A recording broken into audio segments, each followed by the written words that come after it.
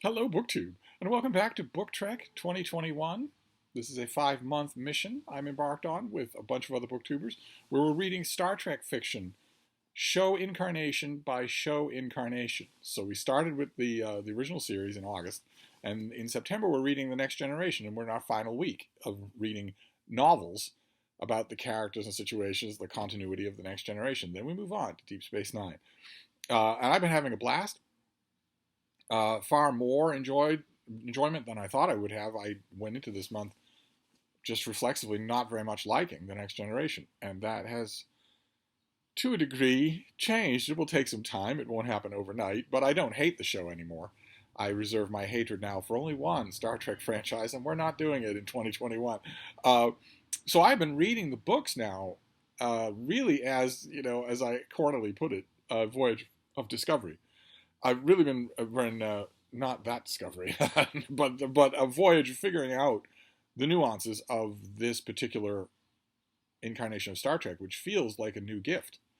Uh, I've read a lot of Star Trek: The Next Generation novels in September that I have not talked about on camera, and partially read a lot of them that I haven't talked about on camera because a lot of the ones I've read have been really bad, uh, noticeably worse than anything that exists in the extended fictional universe of Star Trek, the original series.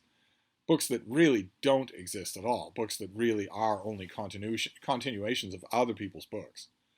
With everything being in-jokes, everything being Easter eggs, everything, all of it being fan service for people who've read the previous 10 books and talked about them endlessly.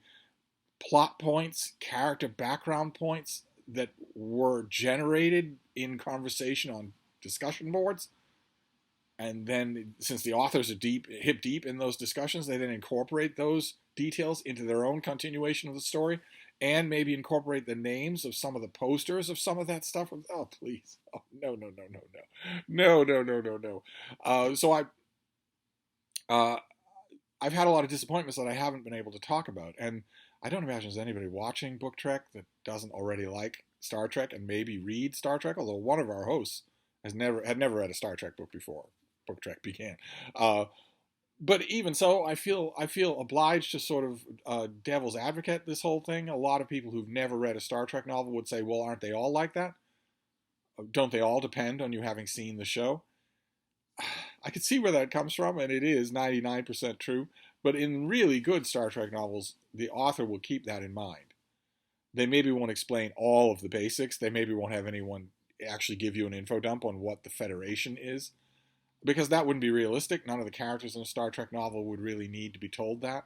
Although I've seen some original series Star Trek novels where the authors still thought that was necessary and included those info dumps, usually in the form of alien beings encountering the Federation for the first time. So you give a chapter from their point of view, and suddenly you do have an occasion to talk about what the Federation is, what Starfleet is.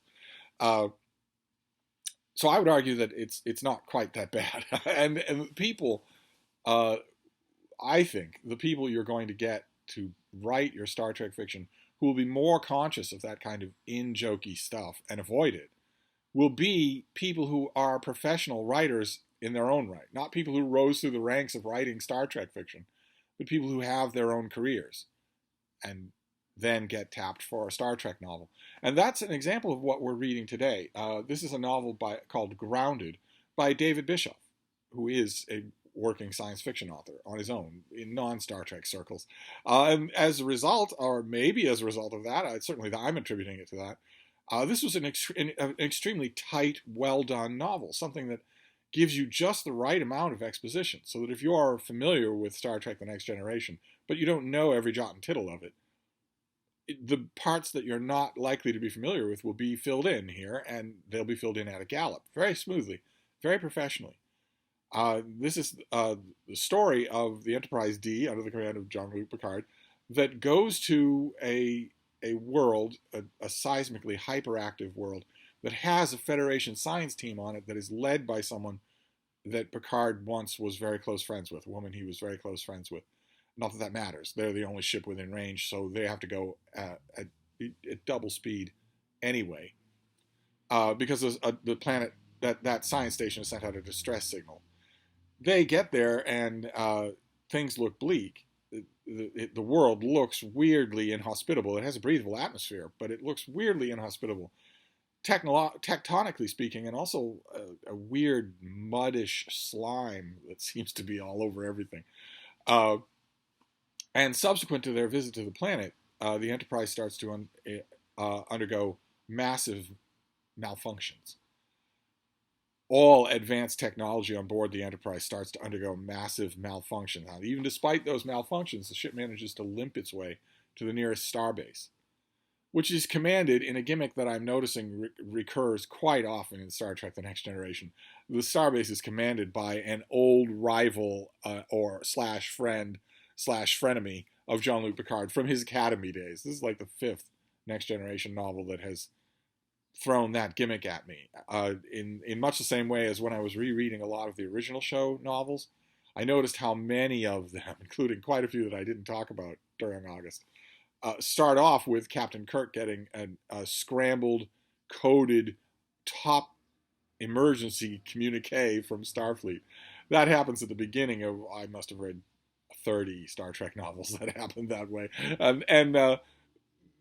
And comparatively few Star Trek original series novels that include a gimmick like the one I'm talking about, where Kirk meets someone that is an old enemy slash friend of his. And I think this comes from two places. I think the reason this is so common in The Next Generation comes from two places. Number one is that Picard is old. Okay, again, I'm not bashing the show. But when I saw the Next Generation when it originally aired, one of my first thoughts, among many, I thought, what's a psychiatrist doing on the bridge? I thought, why are families on board a ship that has weapons of war? Et cetera, et cetera, et cetera. But one of the reactions that I had was, why is the captain of the Enterprise so old? Why is Picard so old? He's when we meet him in the launch of The Next Generation, certainly in those first few seasons, he seems to be as old as Kirk is when Kirk is well out of the captain's chair, when he's an admiral. I think one of the reasons why we get so many old friends slash lovers slash frenemies slash enemies of Picard is because there's that feeling that he has more of a past to him that maybe writers can draw on. And another reason why I think we so often get characters like the one in this book, who's commanding the starbase that the Enterprise limps to. One of the reasons why we get characters like this over and over again is because, in addition to being older, Picard doesn't seem likable. He doesn't seem like a nice person. He seems like someone who would make a lot more enemies than friends. Certainly, the way Bischoff characterizes him at the beginning of this book, he's no captain that anyone would ever want to serve under. Humorless, picky, androidy, in a far worse way than Lieutenant Commander Data. That changes just a bit in the course of the book, but it's very much, I think, an accurate read of the Jean-Luc Picard of certain seasons of the show. So I'm not blaming Bischoff. But the Enterprise limps back to this starbase, and the crew waits around. All of the higher technology is sequestered. So the Enterprise is put in mothballs, but also Data is put in mothballs, and Geordi LaForge's visor is put in mothballs. So when we meet the crew at the beginning of this book, they are not in uniform anymore, and Geordi is blind. He can't see anything. And they're just waiting for the determination of the science officers, the science crew on board the starbase as to what's going on. And they get that determination. The starbase commander says to them, with a pretty palpable air of satisfaction, that his science team has deemed that the Enterprise is an irreparable loss, and that it will be towed into targeting range and bombarded with photon torpedoes until it breaks apart. And that will happen very soon. Not immediately, but very soon. If it happened immediately, there'd be no novel. But since it's going to happen very soon, we suddenly have a window for Picard and crew to figure out what the real reason for this thing is, to avoid having the Enterprise be destroyed.